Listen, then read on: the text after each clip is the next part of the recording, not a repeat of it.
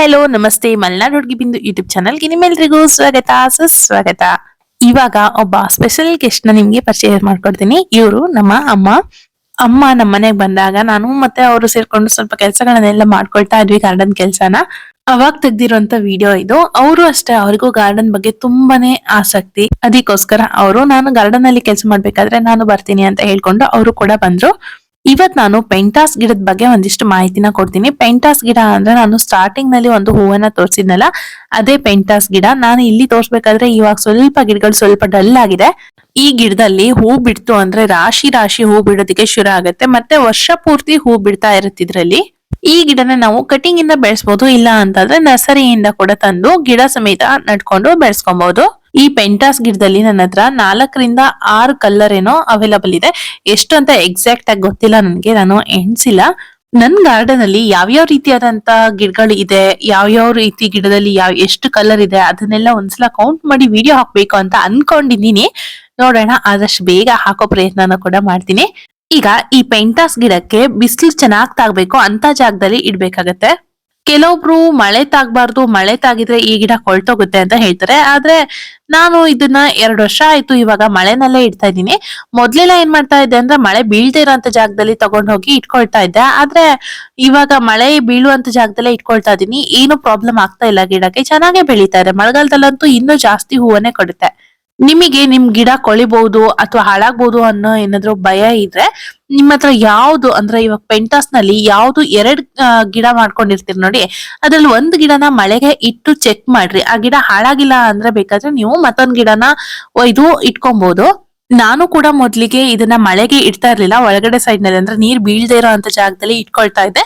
ಆದ್ರೆ ನಾನು ನಮ್ಮ ಊರ್ನಲ್ಲಿ ಒಬ್ರು ಮನೆಗೆ ಹೋದಾಗ ಏನಾಗಿತ್ತು ಅಂದ್ರೆ, ಅವರು ಎಲ್ಲಾ ಗಿಡಗಳನ್ನು ತಗೊಂಡೋಗಿ ಮಳೆಗೆ ಇಟ್ಟಿದ್ರು.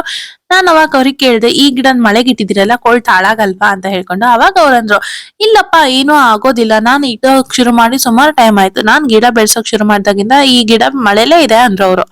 ಅದ್ರ ಮೇಲೆ ಬಂದು ನಾನು ಕಳೆದ್ ಬಾರಿ ಇದನ್ನ ನಾನು ಮಳೆಗೆ ಇಟ್ಟಿದ್ದು, ಈ ಸಲಕ್ಕೆ 2ನೇ ವರ್ಷ ಆಯ್ತು ಮಳೆಗೆ ಇಟ್ಟಿರೋದು. ಗಿಡಕ್ಕೆ ಯಾವ್ದೇ ರೀತಿಯಾಗಿ ತೊಂದರೆ ಆಗಿಲ್ಲ.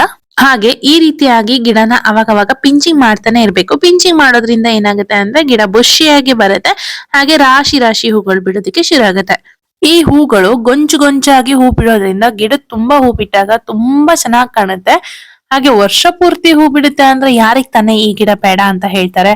ನಮ್ ಗಾರ್ಡನ್ ಚಂದ ಮಾಡ್ಕೊಬೇಕು ಅಂತ ಅನ್ಕೊಳ್ತಾ ಇದ್ರೆ ಈ ಗಿಡನ ನಾನು ಅವರಿಗೆ ಸಜೆಸ್ಟ್ ಮಾಡ್ತೀನಿ.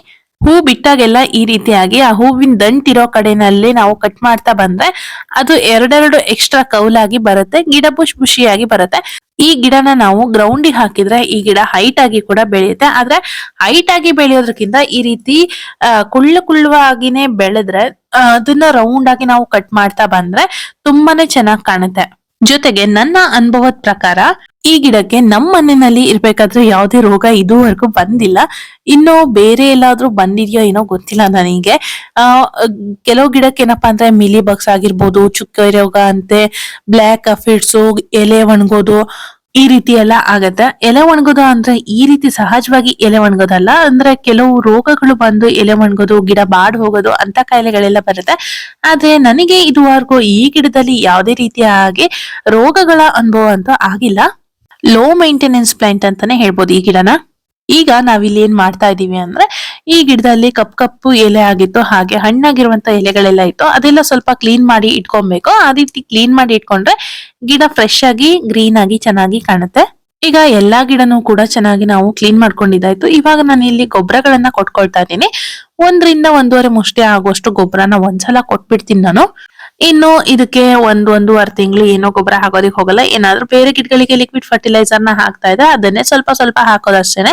ಮತ್ತೆ ಎಕ್ಸ್ಟ್ರಾ ಇದಕ್ಕೆ ಅಂತ ಗೊಬ್ಬರ ಹಾಕೋದಿಲ್ಲ. ಒಂದ್ಸಲ ಈ ರೀತಿ ಕ್ಲೀನ್ ಮಾಡ್ಕೊಂಡಾಗ ಮಾತ್ರ ಒಂದ್ಸಲ ಈ ರೀತಿಯಾಗಿ ಗೊಬ್ಬರ ಕೊಟ್ಬಿಟ್ರೆ ಆಯ್ತು. ಇವಾಗ ನಾನು ಇಲ್ಲಿ ಗಟ್ಟಿ ಗೊಬ್ಬರ ಕೊಡ್ತಾ ಇದ್ದೀನಿ, ಎರೆಹುಳ ಗೊಬ್ಬರನ.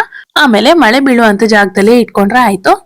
ಈ ಗಿಡ ನಮ್ಮ ಹತ್ರ ಹೆಚ್ಚಿಗೆ ಏನು ಕೇಳಲ್ಲ, ಆದ್ರೆ ಪ್ರತಿಫಲ ಮಾತ್ರ ತುಂಬಾ ಚೆನ್ನಾಗ್ ಕೊಡುತ್ತೆ.